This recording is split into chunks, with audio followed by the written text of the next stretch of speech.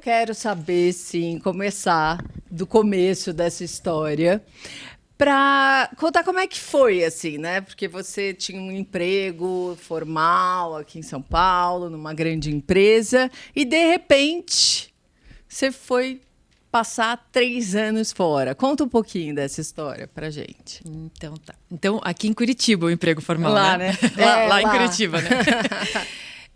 Bom, na verdade é que a ideia foi do meu marido, não foi minha, né? Não partiu de mim a ideia de sair para viajar. Você já era casada? Já era casada, naquela época a gente estava casados há 1 ano. Ele trabalhava em empresa, ele é engenheiro florestal, e eu trabalhava em empresa como psicóloga na área de RH. E assim a vida estava indo, né? Só que ele já viajava fazia um tempo. Todas as férias dele de empresa ele estava viajando. Ele tinha o costume de viajar assim desde a infância com os pais para vários e vários lugares do mundo.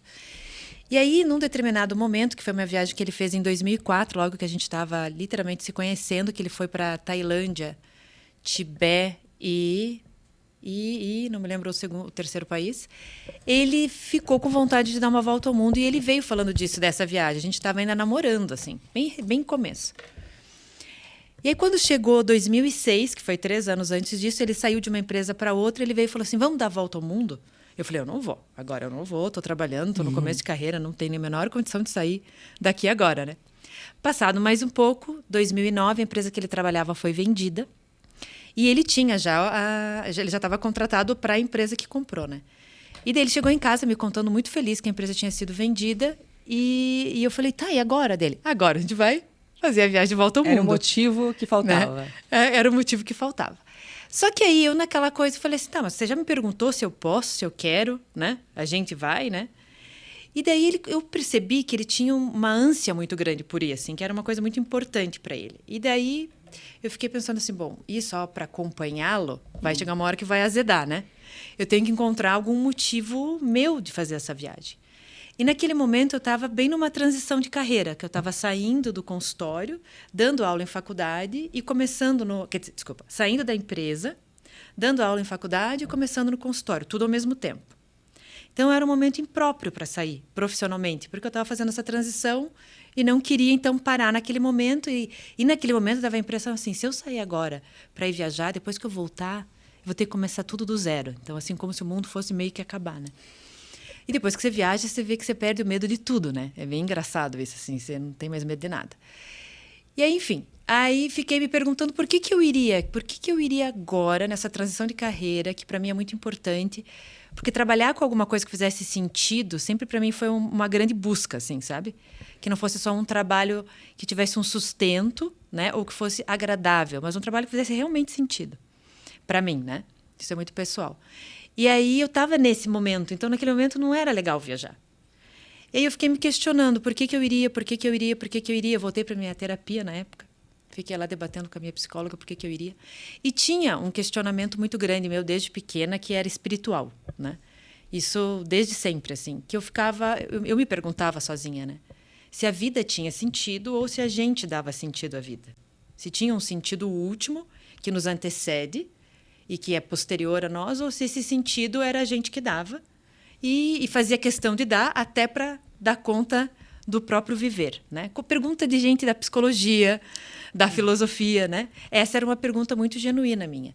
E eu tinha uma sensação que tinha meio que uma cortina diante da vida, assim, fechadinha. Enquanto eu não abrisse essa cortina, eu estaria um pouco vivendo de uma forma conformada com a ignorância. Essa era a minha sensação, com uma certa ignorância existencial, assim, do por que a gente está fazendo aqui, o que a gente está fazendo aqui, tem alguma razão de ser isso aqui ou não tem, né? E aí, olhando para isso, eu pensei, puxa, essa viagem pode responder isso, né? Ou pelo menos dar mais pistas do que a transição de carreira. A transição de carreira é uma coisa muito, né, aqui, pontual, importante. Foi a psicóloga que te ajudou a essa conclusão ou foi você sozinho? Fui eu sozinha. A psicóloga ajudou a fazer as perguntas, né? Certas, mas fui eu sozinha. E aí, quando eu vi que essa era a pergunta, e que teria a oportunidade de talvez eu descortinar um pouco esse mistério, eu pensei, não, vale a pena. Então, se eu voltar e tiver que começar tudo de novo, começar lá numa próxima empresa, né? em todos os níveis de analista isso, analista aquilo, para chegar onde eu estava, não tem problema. Porque pelo menos eu vou ter descortinado um pouquinho isso, sabe? E daí foi ali que foi a decisão de partida. Você estava com 29 na época. 29 anos na época. Aí o Guilherme, que é o marido da Bibi, vou chamar de Bibi, que é, enfim, foi antes, 3 meses antes, é isso? E depois você encontrou com ele lá. Qual foi o país que vocês se encontraram? Como é que foi esse encontro aí depois de 3 meses? O que aconteceu? Como eu estava na tal da faculdade, então eu tinha começado, o Guilherme teve essa ideia maravilhosa em fevereiro. Fazia 15 dias que eu estava dando aula, o semestre acabava ali final de junho, né? Praticamente julho. Falei, olha, eu não vou abandonar a faculdade no meio, né? Então você vai e eu vou em seguida. Então ele foi em abril e eu cheguei lá 30 de junho. E dali a gente fez, né, tudo junto, né? Ele começou pela África do Sul, então ele foi por tudo por terra, que essa era a ideia. Vamos pensar assim, contextualizando a viagem. Qual era a ideia, né? A ideia era fazer uma viagem por terra. Quanto tempo ela ia durar? Ela não tinha uma data de volta. A gente que ia ir sentindo, né? Quanto tempo ela ia durar. Mas a ideia, a princípio, era 1 ano. E daí podia estender ou podia voltar antes, se cansasse, não gostasse, qualquer coisa do gênero, né? E aí ele pensou assim, vamos fazer uma viagem por terra, por transporte público local, e com um orçamento bem apertado. Por quê? Porque a gente tinha reservado um dinheiro que a gente já vinha guardando naquele tempo, porque a gente queria comprar um apartamento ou construir uma casa. Então, a gente não queria gastar todo aquele dinheiro na viagem. Essa era a nossa ideia. Então, vamos fazer uma viagem bem econômica e daí, quando a gente volta, a gente ainda consegue, né, comprar nossa casinha ou nosso apartamento. Isso que a gente tinha pensado. Por isso que a viagem naquela época foi tão dura, né? Que eu brinco que era um orçamento mendicante que a gente tinha, né? Quanto era? $50 para os dois.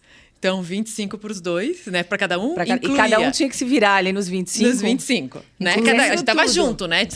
Tava ali junto, 50, tinha o né? orçamento ali. O orçamento, né, giraria. Então, assim, se um dia era 70 que a gente gastou, no outro ia ter que compensar. Então, a gente ia fazendo. E era tudo, incluía tudo. Era atração, hotel, transporte. Hospedagem, atração e transporte. Alimentação. Tudo. Quando que esse orçamento era extrapolado? Quando a gente pegava voo. Quando que a gente pegava voo? A cada 6 meses. Então, era muito low cost. E era rígido mesmo ou era só assim... Não, era. A gente fazia sempre uma região, escolhia uma região, né? Então, pegava, por exemplo, a gente fez todo o leste da África. Do sul até a ponta do leste. Acabou, agora a gente vai fazer o sudeste asiático. Aí pega um voo para a Malásia. Todo o sudeste asiático. Acabou, vamos para o centro da Ásia. Chegamos na Índia. Acabou, vamos para o Oriente Médio. E esse roteiro foi pensado antes? Até a Índia, sim. Né, que era do sul da África ao leste, né, todo o leste da África, começando pelo sul, e o sudeste asiático chegando na Índia. De lá, a gente não sabia se a gente ia acabar para depois, né, indo para a Ásia Central ou se a gente ia para o Oriente Médio.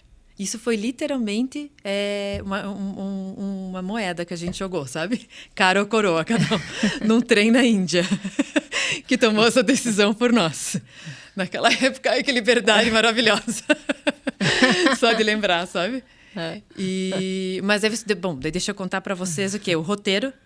A gente estava perguntando um pouquinho do roteiro, como é que vocês definiam, mas quando você chegou lá 3 meses depois, onde que você encontrou o Guilherme? Onde eu encontrei? Eu lembro que você tinha essa pergunta.